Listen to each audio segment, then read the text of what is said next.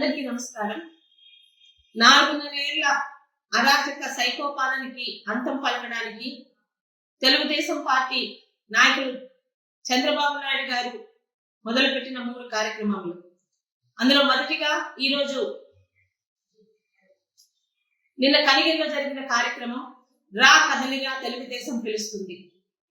జగన్మోహన్ రెడ్డి అన్నపూర్ణ లాంటి ఆంధ్ర రాష్ట్రాన్ని అభివృద్ధి సంక్షేమ పథకాన్ని పక్కన నెట్టి ఈరోజు ఒక రోడ్డు లేకుండా అడిగిన వారి మీద పోలీసు కేసులతో ప్రతి ఒక్కరి మీద అణచివేత కార్యక్రమంతో రాష్ట్రాన్ని కేంద్రానికి తాకట్టు పెడుతూ రాష్ట్రంలో ఉన్న ప్రతి ఒక్క రాష్ట్ర ఆస్తుల్ని అమ్మివేస్తూ ఒక స్టీల్ ప్లాంట్ గాని ఇతరత్ర మన డైరీ కంపెనీలు గాని నాశనం చేస్తూ అన్నపూర్ణ లాంటి రాష్ట్రాన్ని ఈరోజు అడుగు తినే రాష్ట్రంగా తీసుకొని వస్తున్నారు. దీనికి స్వస్తి పలకాలంటే ప్రజలందరిలో చైతన్యం కదిలి రావాలి.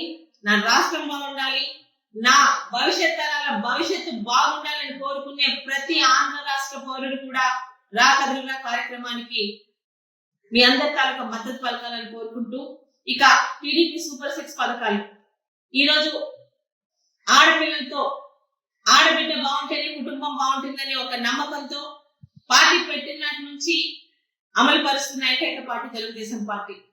ఈరోజు దగాలతో మోసాలతో పెన్షన్ 3,000 ఇస్తానని 250 పెంచిన జగన్మోహన్ రెడ్డి పాలన కాదు.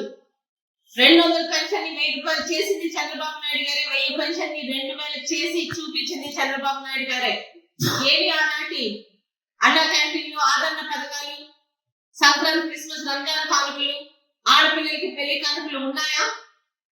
ఒక్క ఛాన్స్ ఇవ్వదని చెప్పి ఇక రాష్ట్రానికి ఇంకో ఛాన్స్ లేకుండా పూర్తిగా రాష్ట్రంలో అన్ని వర్గాల వారిని అణిచివేస్తూ రైతుల్ని, యువతల్ని, మహిళల్ని ప్రతి ఒక్కరు కూడా ఇబ్బంది పెడుతూ సాగుతున్న జగన్మోహన్ రెడ్డి పాలనకి ఈరోజు ముఖ్యంగా మహిళల చైతన్యం తీసుకురావడానికి ప్రతి మహిళకి ఎంతమంది పిల్లలున్నా ప్రతి 2 పిల్లలుంటే 30,000 రూపాయలు తల్లి అకౌంట్కి వచ్చేటట్టు, 3 గ్యాస్ సిలిండర్లు సంవత్సరానికి ఉచితంగా, బస్సుల్లో ఉచిత ప్రయాణం ప్రతి మహిళకి కల్పిస్తూ, ఇంట్లో చదువుకుని గ్రాడ్యుయేషన్ చేసిన ఎంతమంది పిల్లలు ఉంటే ప్రతి ఒక్కరికి ఉద్యోగాలు వచ్చేదాకా నిరుద్యోగ వృత్తి సంవత్సరానికి 36,000 చొప్పున, రైతు కుటుంబానికి 20,000 చొప్పున, అదే విధంగా 18 సంవత్సరాల నుండి 50 సంవత్సరాల లోపల మహిళల ఇంట్లో ఎంతమంది ఉన్నా అంతమందికి చేయూత కింద సంవత్సరానికి 18,000.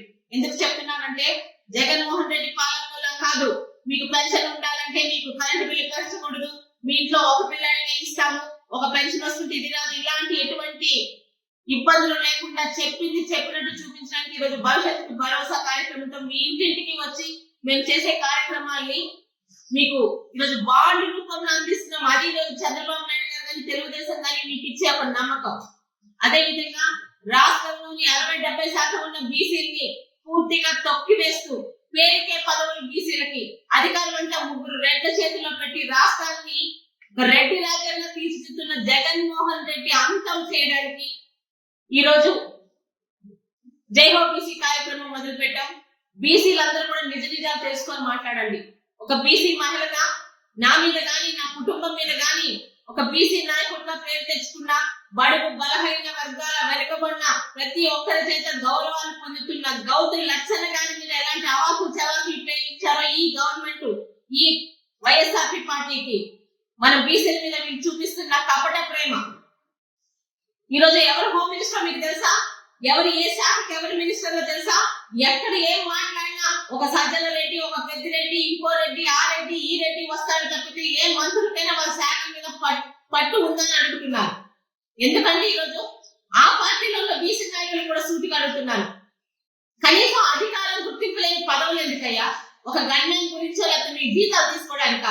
మీ కులాలకు కానీ మీ వెనుక ఉన్న వాళ్ళకి కానీ కనీసం ఒక లోన్ ఇప్పించుకోలేదు మీరు ఒక మంత్రి పదవి.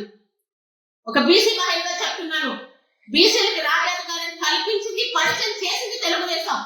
ఒక ఎర్రనాయుడు గారు కానీ, గౌతమ్ సుందర్ శివాజీ గారు కానీ, అయ్యన్న పాత్రుడు గారు కానీ, యనమల రామకృష్ణ గారు కానీ, ఇంతమంది, ఒక కె కృష్ణమూర్తి గారు కానీ, ఒక దేవేంద్ర గౌడ గారు కానీ, ఒకరు కాదు, 2 కాదు, 2 తెలుగు రాష్ట్రాల్లో ఈ రోజు బీసీ అగ్ర నాయకులుగా వెలుగొందుతున్న ప్రతి ఒక్కరు తెలుగుదేశం ఫ్యాక్టరీ నుంచి బయటకు వచ్చిన వాళ్ళే.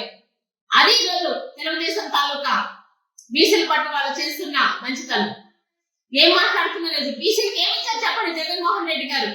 ఆఖరికి ఈరోజు ఎమ్మెల్యేలుగా టికెట్లు ఇచ్చే వాళ్ళు కూడా బీసీలను తప్పించి రెడ్లకు ఉంచుతున్నారు. ఇంకా ఆ పార్టీ బీసీ పార్టీ అని ఎవరన్నా అంటే వాళ్ళకి ఒకటే ప్రశ్న, మన బీసీని పునాదుగా చేసిన అధికారంలోకి వచ్చే వైఎస్ఆర్పీ పార్టీ కాదు మనకి కావాల్సింది. మన బీసీలకి పునాది వేసి మనకి రాజ్యాధికారం అప్పచెప్పి మనకి గౌరవం పార్టీలో గుర్తింపు కల్పించిన తెలుగుదేశం పార్టీ రావాలని ఒక బీసీ మహిళగా కోరుకుంటూ, రాష్ట్రం కానీ రాష్ట్ర ప్రజల భవిష్యత్తు కానీ మన భవిష్యత్తు కానీ ఒక చంద్రబాబు నాయుడు గారితోనే ముడిపడి ఉంది. ఆయన ముఖ్యమంత్రి అవడం కాదు, అది ఆయన అవసరం కాదు, మన అవసరం. ఈ రోజు ఆయనకు మించి ఎవరైనా రాష్ట్రంలోని నా రాష్ట్ర ప్రజల భవిష్యత్తును అడిగిన వాళ్ళ ఒక నాయకుడు చూపించని నేను కూడా మీతో పాటు కొట్టేస్తాను. కానీ ఉన్నారా? 74 సంవత్సరాల వయసులో తప్పుడు కేసుల కింద 53 రోజులు లోపల పెట్టినా కూడా ఎటువంటి ఆయన తాలూకా పట్టుదలలో కానీ ఆయన తాలూకా లక్ష్యంలో కానీ ఎక్కడ వెనకడేయకుండా నా రాష్ట్రానికి ఇంకా పట్టుదలగా నేను అందిస్తాను, సంక్షేమ అభివృద్ధి పథకాల నెంబర్ 1 గా తీర్చిదిద్దుతాను. సంపద అంటే పంచుకొని అమ్ముకొని తినడం కాదు, సంపద అంటే సంపద సృష్టించేలా ప్రజల్ని తీర్చిదిద్దుతారన్న ఒక కాన్ఫిడెంట్ తో మనం ముందుకు వస్తున్నా. నారా చంద్రబాబు నాయుడు గారిని 2024 సంవత్సరంలో వచ్చే ఎన్నికల్లో ముఖ్యమంత్రిగా చేయడమే మనందరి తాలూకా బాధ్యత. ఒక్కటి తీస్తే చాలు, రాష్ట్రాన్ని ఆయన ముందుకు తీసుకెళ్తారు. ప్రతి ఒక్కరు కూడా ఆలోచించి కళ్ళ ముందు జరుగుతున్న నిజాన్ని గుర్తించి ఒక్కరోజు బిర్యానీ ప్యాకెట్ కో ఒక్కరోజు నోటుకో కాదు, మన పిల్లల తాలూకా భవిష్యత్తుకి మన ఆస్తులకి మన ముందు తరాల రాష్ట్ర భవిష్యత్తు కూడా ఆలోచించి వచ్చే ఎన్నికల్లో తెలుగుదేశం పార్టీకి ఓటు వేయాలని కోరుకుంటూ మీ సోదరి గౌతు శిరీష.